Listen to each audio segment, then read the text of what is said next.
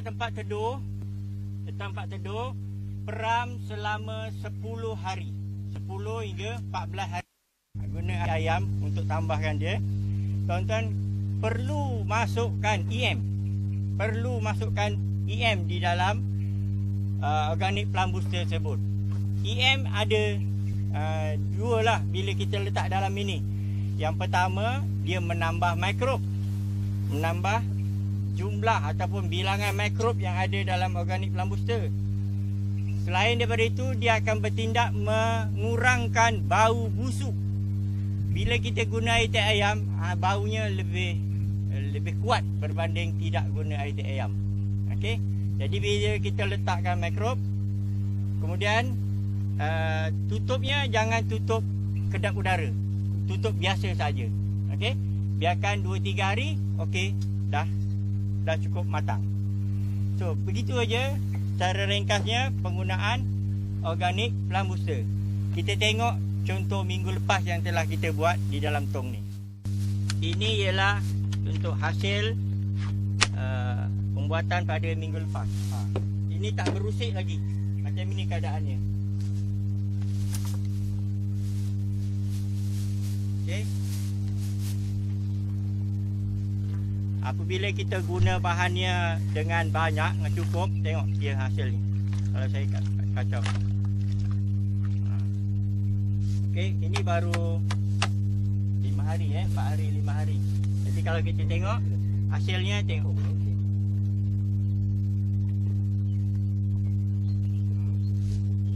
Okey.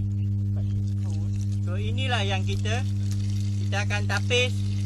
Kita tapis dan boleh digunakan. Kemudian dah tapis, barulah kita botolkan. Okey. Sekejap lagi saya terangkan sukatan dia berapa banyak. Apabila kita letak tapis dan asingkan seperti ini, barulah kita boleh guna terus.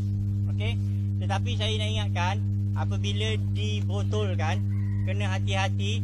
Sebab hari ni saya isi dia dah gelembung. Kalau kita buka dia boleh mengeluarkan gas, boleh meletup.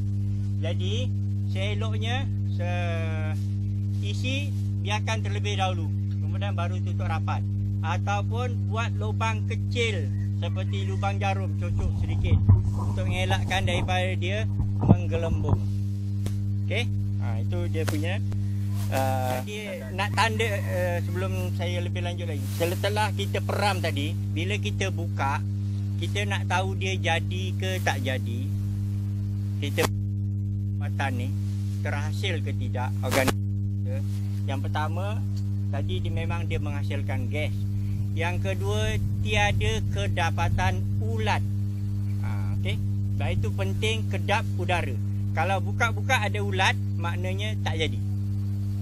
Okey, maknanya tak jadi. So buanglah, tak pakai. Gitu. Okey. Lepas tu ini tadi dah tapis, dah guna ni. Macam mana nak guna dia? Nak guna dia sebenarnya untuk semburan, guna kadarnya lah 2 hingga 5 ml. 2 hingga 5 ml untuk 1 liter air. Okey. Kalau untuk siraman boleh guna 10 ml untuk 1 liter air. Lebih sikit pun tak jadi masalah. Tapi untuk semburan jangan guna banyak-banyak. Kita khawatir kalau ada pucuk muda, katuk pucuk muda terbakar. Okey. Jadi penggunaan organic plant booster tadi saya sebut sembur. Sembur di mana? Pucuk dan bawah daun waktu pagi. Okey, pucuk dan bawah daun waktu pagi. Macam kita buat semburan folia. Okey, semasa buat semburan, guna dia sahaja boleh ataupun boleh digabungkan juga dengan baja folia. Boleh. Okey. Tetapi langsung tidak boleh guna dia campur dengan apa-apa racun. Racun kulat ke, racun serangga ke, campur dengan dia tak boleh. Tetapi kalau berselang semburan tak apa. Semalam sembuh racun serangga dan kulat, besok lusa sembuh ini. Okey. Itu tak jadi masalah. Itu boleh. Okey. Kalau siram, pekatkan sedikit. Siram di kawasan zon perakaran tanaman, di keliling tanaman. Okey. Okey. Saya nak juga sebutkan juga berkenaan dengan penggunaan ini bagi pengusaha-pengusaha fertigasi, khususnya tanaman cili, anda hanya perlu guna ini 20 hari sekali sudah memadai. 20 hari sekali. Sama ada sebelum tanam, iaitu merawat media. Okey. Ataupun kalau tak sempat, tanam dulu, lepas itu baru sembuh. Kemudian selang semburan yang keduanya ialah 20 hari berikutnya. Semburan yang ketiga ialah 20 hari berikutnya. Okey. Ataupun kalau tuan-tuan tidak mau sembuh ataupun siram di media ni, boleh masuk dalam tangki nutrien. Tangki nutrien yang 600 gallon, anda masukkan 4 liter. 4 liter 4 liter organic plant booster. Okey. Kesan dia apa, tuan-tuan? Kalau masuk dalam organic plant booster, saya nasihatkan kurangkan penggunaan baja. Okey, kalau kebiasaannya tangki nutrien kita 600 gallon, kita guna baja 10 liter A, 10 liter B untuk dapat bacaan lebih kurang 2 hingga 2.2 milisimen. Contoh. Tuan-tuan bila nak masukkan organic plant booster, tak perlu letak 10 liter A, 10 liter B. Tetapi hanya letak 5 liter A, 5 liter B. Atau kurang daripada itu. Barulah kita masukkan 4 liter organic plant booster dalam tangki tersebut. Campur dengan air baja. Buat waktu petang, biarkan. Esok, tuan-tuan akan sukat kepekatan baja itu akan naik hampir 2 kali ganda daripada kebiasaan.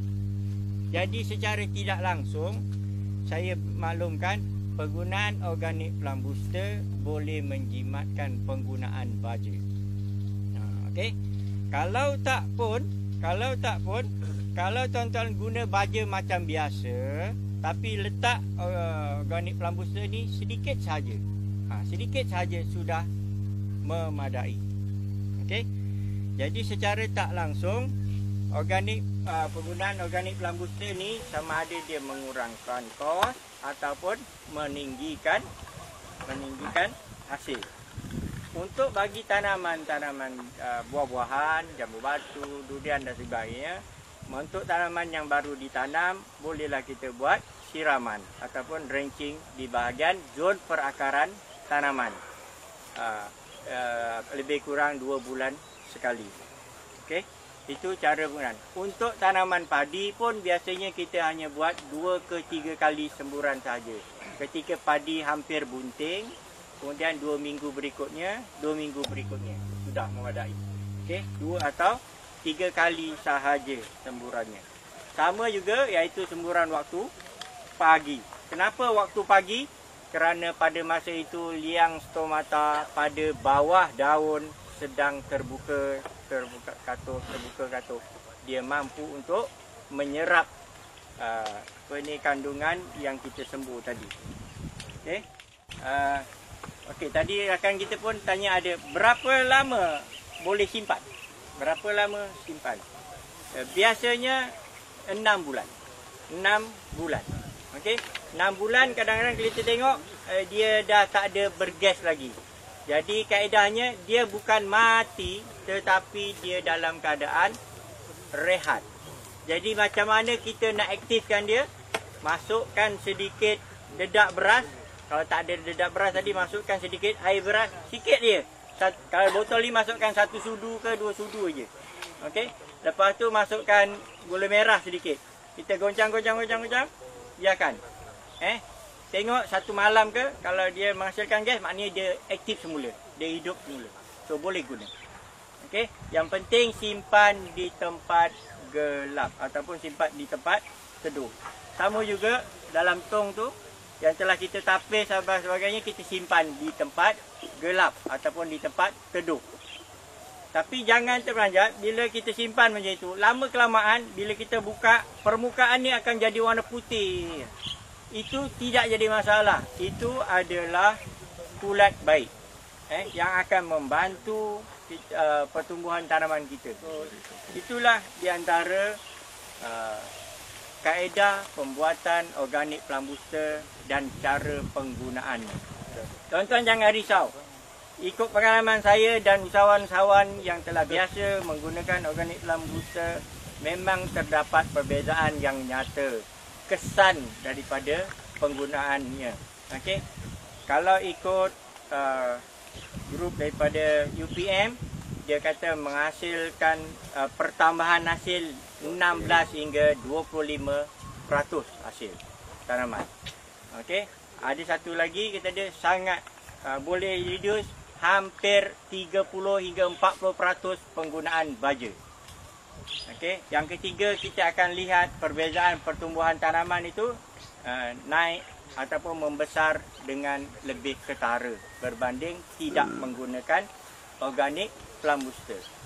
Kita sedia maklum di luar sana memang banyak booster-booster, ada sebut vitamin siam, ada vitamin indol, ada ini dan sebagainya.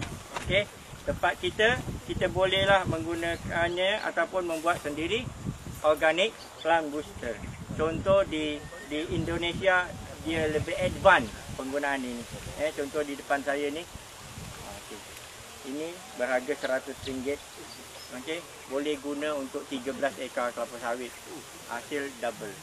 Ini pengalaman orang yang dah gunalah. Contoh tempat kita masih lagi dalam bentuk cecair, tapi dia telah jauh ke hadapan. Jadi saya sarankanlah gunakanlah perkongsian ilmu kita pada petang ini untuk manfaat, untuk kita mengeluarkan hasil tanaman kita dengan lebih baik dan lebih maksimum. Merawat benih tebu kalau menggunakan organic plant booster ini, saya terus terang saya nyatakan saya belum ada pengalaman, tetapi memadai dengan kadar seperti untuk kita membuat semburan 5 ml untuk 1 liter air. Kita rendamkan semalaman, lepas tu kita tanam tebu tersebut. Rakan kita tanya guna telur itik ke? Boleh. Saya dulu semasa berkhidmat memang saya gunakan telur itik yang rejectnya. Okey, boleh telur itik, boleh telur burung unta pun boleh kalau nak pakai. Okey. Telur tembelang janganlah. Telur tembelang dah tak ada vitamin. Untuk rawatan tanah, biasanya kita sembur semasa menanam pun boleh, ataupun sebelum menanam bagus ditanam. Lepas itu biasanya kita buat 2 bulan sekali. Okey, siramkan di pangkal pokok. Kalau untuk fertigasi, tadi macam saya sebut, sebelum tanam kita semburkan pada medianya sebelum menanam. Yang itu kita boleh guna kepekatan yang lebih, macam kita menyiram, okey, iaitu 10 ml hingga 15 ml. Ataupun kalau kita masuk dalam tangki nutrien tadi, maknanya kita dah ada. Kita dah guna organic plant booster dan masukkan dia di dalam media. Media tanaman ini tersebut telah mengandungi mikrob yang baik. Sebab itu usahawan-usahawan tani di bawah bimbingan saya dahulu, setelah menggunakan organic plant booster, mereka tak pernah buang media tanaman. Daripada 2009 sehingga penggunaan terus menerus. Hanya kita tambah sahaja. Maknanya medium tersebut menjadi lebih baik daripada sebelumnya. Okey, tapi yang penting jangan diracun. Maknanya jangan disiram dengan klorin atau sebagainya. Rakan kita tanya, dia ada tanam markisa, ada peringkat pembuahan, pembungaan dan buah-buahan. Memadai semburan setiap 2 minggu sekali. Okay, boleh sembur di bahagian pangkal dan juga bahagian. Sebab markisa senang, dia berpara, jadi kita sembur dekat bawah, dah tentu kena bawah daun. Okey, sebab kita lalu bawah dulu.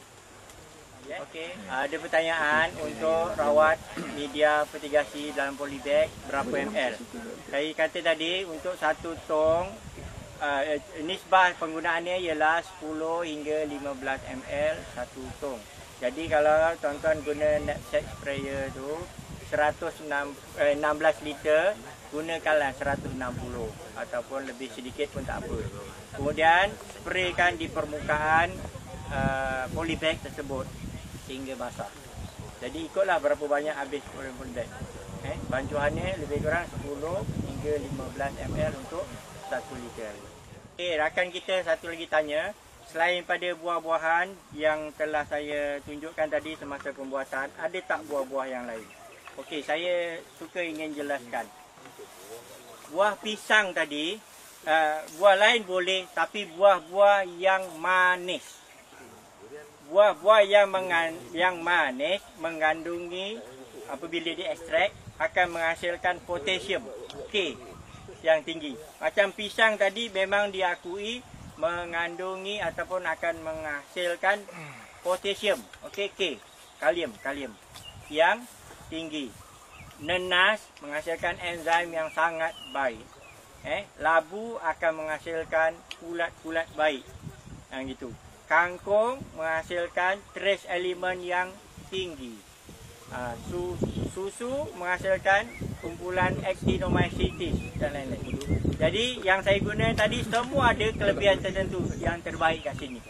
Okey. Kalau nak tukar buah, nak tambah lagi buah betik, boleh. Buah-buah duku langsat yang dah masak ranum, yang manis-manis, boleh. Untuk tambahan, tak kisah. Untuk dia saja pun boleh. Okey. Jadi di makan organik Plant Booster yang kita belajar, yang kita kongsikan pada hari ini adalah kombinasi 3 teknologi daripada Jepun, Korea dan India. Okey. Pada asalnya pendedahan amalan teknologi pertanian organik, benda-benda ini semua dia buat satu persatu. Okey, contoh nak buat baja untuk menghasilkan baja K, kita rendam pisang. Untuk menghasilkan baja N organik, gunakan batang pisang. Untuk menghasilkan P, okey, kita rendamkan tulang lembu ke tulang ayam ke di dalam cuka, macam itu. Untuk mendapatkan kalsium menggunakan kulit-kulit kerang, kulit-kulit telur dan sebagainya, kita peram dalam cuka. Cara nak mengekstraknya. Tapi hari ini kita combine semua sekali. Dalam susu pun ada kalsium. Jadi insya-Allah lah secara puratanya organik Plant Booster ni mengandungi semua nutrien. Kemudian ada hormon semula jadi, ada mikrob baik. Jadilah dia sebagai penggalak, penguat dan juga perangsang tanaman. Okey. Secara ringkasnya saya buat rumusan juga, pembuatan organik Plant Booster ni tidaklah menggunakan kos yang mahal.